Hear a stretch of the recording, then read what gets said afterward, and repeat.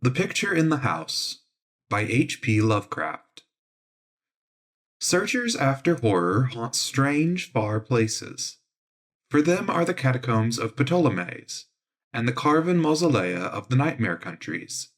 They climb to the moonlit towers of ruined Rhine castles, and falter down black cobwebbed steps beneath the scattered stones of forgotten cities in Asia.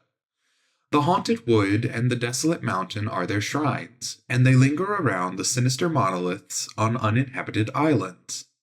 But the true epicure in the terrible, to whom a new thrill of unutterable ghastliness is the chief end and justification of existence, esteems most of all the ancient lonely farmhouses of backwoods New England. For there the dark elements of strength, solitude, grotesqueness, and ignorance combine to form the perfection of the hideous. Most horrible of all sights are the little unpainted wooden houses remote from traveled ways, usually squatted upon some damp, grassy slope or leaning against some gigantic outcropping of rock. 200 years and more they have leaned or squatted there, while the vines have crawled and the trees have swelled and spread. They are almost hidden now in lawless luxuriances of green and guardian shrouds of shadow. But the small-paned windows still stare shockingly, as if blinking through a lethal stupor which wards off madness by dulling the memory of unutterable things. In such houses have dwelt generations of strange people, whose like the world has never seen. Seized with a gloomy and fanatical belief which exiled them from their kind, their ancestors sought the wilderness for freedom. There the scions of a conquering race indeed flourished free from the restrictions of their fellows, but cowered in an appalling slavery to the dismal phantasms of their own minds. Divorced from the enlightenment of civilization, the strength of these Puritans turned into singular channels, and in their isolation, morbid self-repression, and struggle for life with relentless nature, there came to them dark furtive traits from the prehistoric depths of their cold northern heritage. By necessity practical and by philosophy stern, these folk were not beautiful in their sins. Erring as all mortals must, they were forced by their rigid code to seek concealment above all else, so that they came to use less and less taste in what they concealed. Only the silent, sleepy, staring houses in the backwoods can tell all that has lain hidden since the early days, and they are not communicative, being loath to shake off the drowsiness which helps them forget. Sometimes one feels that it would be merciful to tear down these houses, for they must often dream. It was to a time-battered edifice of this description that I was driven one afternoon in November 1896. By a rain of such chilling copiousness that any shelter was preferable to exposure. I had been traveling for some time amongst the people of the Miskatonic Valley in quest of certain genealogical data, and from the remote, devious, and problematic nature of my course, had deemed it convenient to employ a bicycle despite the lateness of the season. Now I found myself upon an apparently abandoned road which I had chosen as the shortest cut to Arkham. Overtaken by the storm at a point far from any town, and confronted with no refuge save the antique and repellent wooden building which blinked with bleared windows from between two huge leafless elms near the foot of a rocky hill. Distant though it was from the remnant of a road, the house none the less impressed me unfavorably the very moment I espied it. Honest, wholesome structures do not stare at travelers so slyly and hauntingly. And in my genealogical researches I had encountered legends of a century before which biased me against places of this kind. Yet the force of the elements was such as to overcome my scruples, and I did not hesitate to wheel my machine up the weedy rise to the closed window which seemed at once so suggestive and secretive. I had somehow taken it for granted that the house was abandoned, yet as I approached it I was not so sure. For though the walks were indeed overgrown with weeds, they seemed to retain their nature a little too well to argue complete desertion. Therefore, instead of trying the door, I knocked, feeling as I did so a trepidation I could scarcely explain.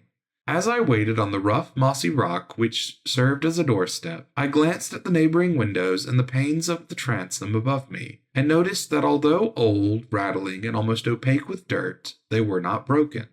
The building, then, must still be inhabited, despite its isolation and general neglect.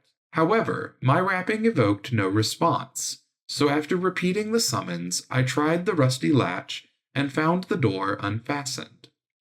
Inside was a little vestibule with walls from which the plaster was falling, and through the doorway came a faint but peculiarly hateful odor. I entered, carrying my bicycle, and closed the door behind me. Ahead rose a narrow staircase, flanked by a small door probably leading to the cellar, while to the left and right were closed doors leading to rooms on the ground floor.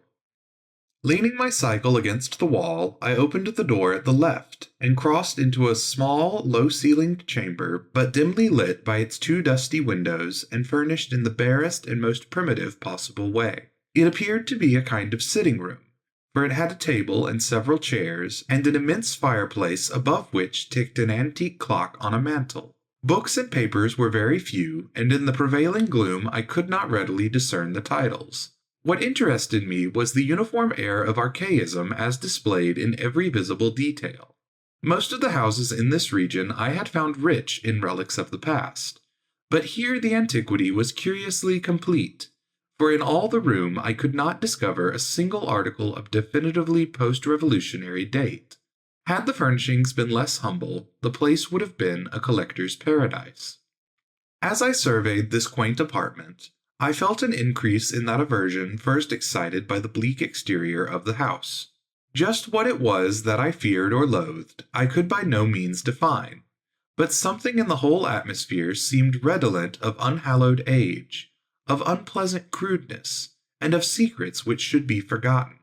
I felt disinclined to sit down, and wandered about examining the various articles which I had noticed. The first object of my curiosity was a book of medium size laying upon the table and presenting such an antediluvian aspect that I marveled at beholding it outside a museum or library. It was bound in leather with metal fittings, and was in an excellent state of preservation, being altogether an unusual sort of volume to encounter in an abode so lowly. When I opened it to the title page, my wonder grew even greater, for it proved to be nothing less rare than Pigafetta's account of the Congo region, written in Latin from the notes of the sailor Lopez, and printed at Frankfort in 1598. I had often heard of this work, with its curious illustrations by the brothers Debris, hence for a moment forgot my uneasiness in my desire to turn the pages before me. The engravings were indeed interesting, drawn wholly from imagination and careless descriptions, and represented Negroes with white skins and Caucasian features. Nor would I soon have closed the book had not an exceedingly trivial circumstance upset my tired nerves and revived my sensation of disquiet. What annoyed me was merely the persistent way in which the volume tended to fall open of itself at plate 12, which represented in gruesome detail a butcher's shop of the cannibal Anziques. I experienced some shame at my susceptibility to so slight a thing, but the drawing nevertheless disturbed me, especially in connection with some adjacent passages descriptive of Anzique gastronomy. I had turned to a neighboring shelf and was examining its meager literary contents, an 18th century Bible, a Pilgrim's Progress of like period, illustrated with grotesque woodcuts and printed by the almanac maker Isaiah Thomas, the rotting bulk of Cotton Mather's Magnalia Christi Americana, and a few other books of evidently equal age, when my attention was aroused by the unmistakable sound of walking in the room overhead. At first astonished and startled, considering the lack of response to my recent knocking at the door, I immediately afterward concluded that the walker had just awakened from a sound sleep, and listened with less surprise as the footsteps sounded on the creaking stairs. The tread was heavy, yet seemed to contain a curious quality of cautiousness, a quality which I disliked the more because the tread was heavy. When I had entered the room, I had shut the door behind me. Now, after a moment of silence during which the walker may have been inspecting my bicycle in the hall, I heard a fumbling at the latch and saw the paneled portal swing open again. In the doorway stood a person of such singular appearance that I should have exclaimed aloud but for the restraints of good breeding. Old, white-bearded, and ragged, my host possessed a countenance and physique which inspired equal wonder and respect. His height could not have been less than 6 feet, and despite a general air of age and poverty, he was stout and powerful in proportion. His face, almost hidden by a long beard which grew high on the cheeks, seemed abnormally ruddy and less wrinkled than one might expect, while over a high forehead fell a shock of white hair little thinned by the years. His blue eyes, though a trifle bloodshot, seemed inexplicably keen and burning. But for his horrible unkemptness, the man would have been as distinguished-looking as he was impressive. This unkemptness, however, made him offensive despite his face and figure. Of what his clothing consisted I could hardly tell, for it seemed to me no more than a mass of tatters surmounting a pair of high, heavy boots, and his lack of cleanliness surpassed description. The appearance of this man, and the instinctive fear he inspired, prepared me for something like enmity, so that I almost shuddered through surprise and a sense of uncanny incongruity when he motioned me to a chair and addressed me in a thin, weak voice full of fawning respect and ingratiating hospitality. His speech was very curious, an extreme form of Yankee dialect I had thought long extinct, and I studied it closely as he sat down opposite me for conversation. "Ketched in the rain, be ye?" he greeted. "Glad ye was nigh the house and had the sense to come right in. I calculate I was asleep, else I'd a heerd ye. I ain't as young as I used ter be, and I need a powerful sight of naps nowadays. Travelin' fur? I hain't seed many folks along this road since they took off the Arkham stage." I replied that I was going to Arkham, and apologized for my rude entry into his domicile, whereupon he continued, "Glad to see ye, young sir. New faces is skurse around here, and I hain't got much to cheer me up these days. Guess you hail from Bosting, don't ye? I never been thar, but I can tell town man when I see him. We had one for Deerstick schoolmaster in '84, but he quit suddent, and no one never heerd on him since." Here the old man lapsed into a kind of chuckle, and made no explanation when I questioned him. He seemed to be in an aboundingly good humor, yet to possess those eccentricities which one might guess from his grooming. For some time he rambled on with an almost feverish congeniality. Then it struck me to ask him how he came by so rare a book as Pigafetta's Regnum Congo. The effect of this volume had not left me, and I felt a certain hesitancy in speaking of it. But curiosity overmastered all the vague fears which had steadily accumulated since my first glimpse of the house. To my relief, the question did not seem an awkward one, for the old man answered freely and volubly. "Oh, that Afriky book. Captain Ebenezer Holt traded me that in '68. Him as was kilt in the war." Something about the name of Ebenezer Holt caused me to look up sharply. I had encountered it in my genealogical work, but not in any records since the Revolution. I wondered if my host could help me in the task at which I was laboring, and resolved to ask him about it later on.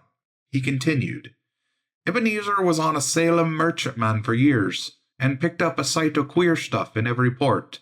He got this in London, I guess. He uster like to buy things at the shops.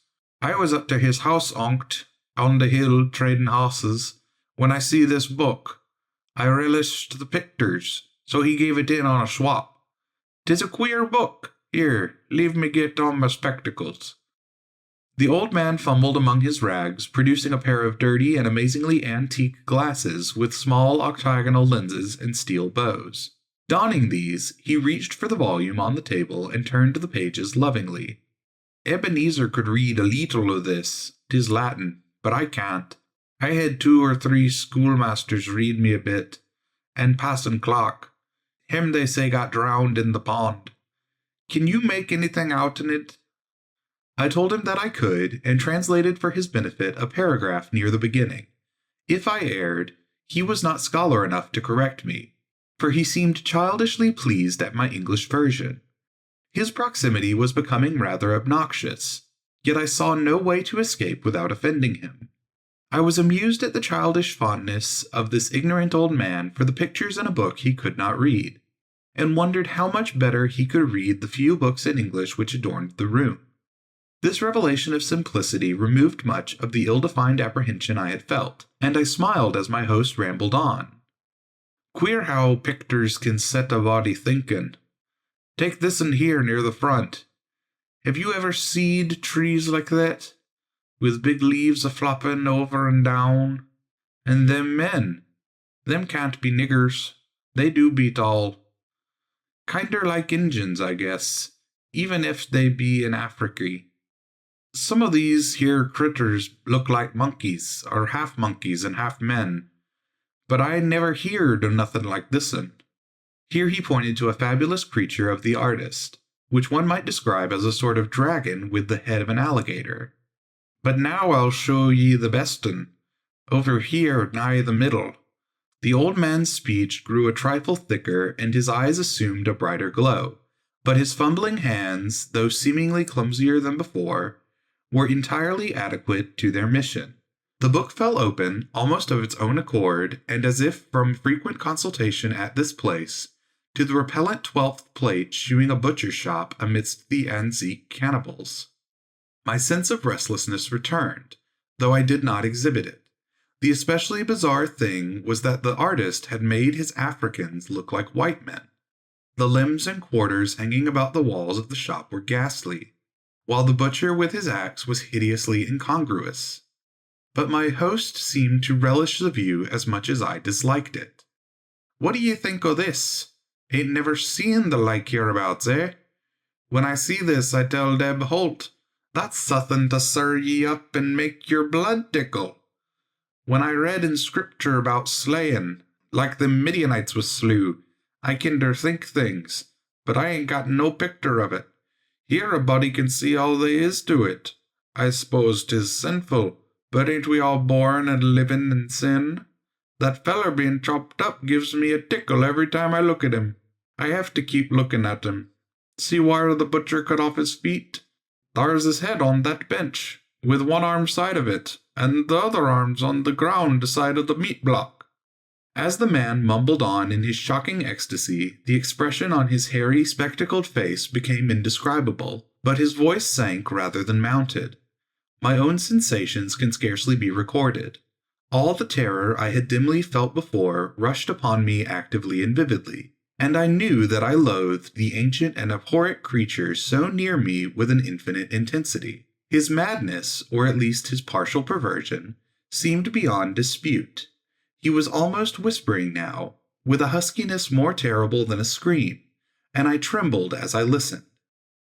"As I says, 'tis queer how picters sets ye thinkin'. Do you know, young sir, I'm right sot on this'n here. Arter I got the book off Eb, I used to look at it a lot, especial when I heerd Parson Clark rant o' Sundays in his big wig. Onct I tried something funny here, young sir. Don't get scared.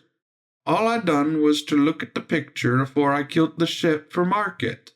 Killin' ship was kinder more fun arter lookin' at it." The tone of the old man now sank very low, sometimes becoming so faint that his words were hardly audible. I listened to the rain and to the rattling of the bleared, small-paned windows, and marked a rumbling of approaching thunder quite unusual for the season. Once a terrific flash and peal shook the frail house from its foundations, but the whisperer seemed not to notice it.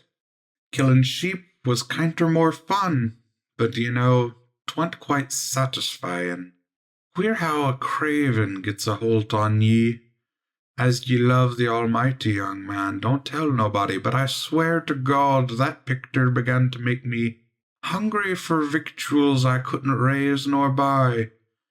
Here, set still, what's ailin' ye? I didn't do nothin', only I wondered how 'twould be if I did. They say meat makes blood and flesh, and gives ye new life. So I wondered if 'twouldn't make a man live longer and longer if 'twas more of the same." But the whisperer never continued. The interruption was not produced by my fright, nor by the rapidly increasing storm amidst whose fury I was presently to open my eyes on a smoky solitude of blackened ruins. It was produced by a very simple though somewhat unusual happening. The open book lay flat between us, with the picture staring repulsively upward. As the old man whispered the words, "More of the same," a tiny spattering impact was heard, and something shooed on the yellowed paper of the upturned volume. I thought of the rain and of the leaky roof, but rain is not red. On the butcher's shop of the Amzik cannibals, a small red spattering glistened picturesquely, lending vividness to the horror of the engraving. The old man saw it, and stopped whispering even before my expression of horror made it necessary. Saw it and glanced quickly toward the floor of the room he had left an hour before. I followed his glance and beheld just above us on the loose plaster of the ancient ceiling a large, irregular spot of wet crimson which seemed to spread even as I viewed it. I did not shriek or move, but merely shut my eyes. A moment later came the titanic thunderbolt of thunderbolts, blasting that accursed house of unutterable secrets and bringing the oblivion which alone saved my mind.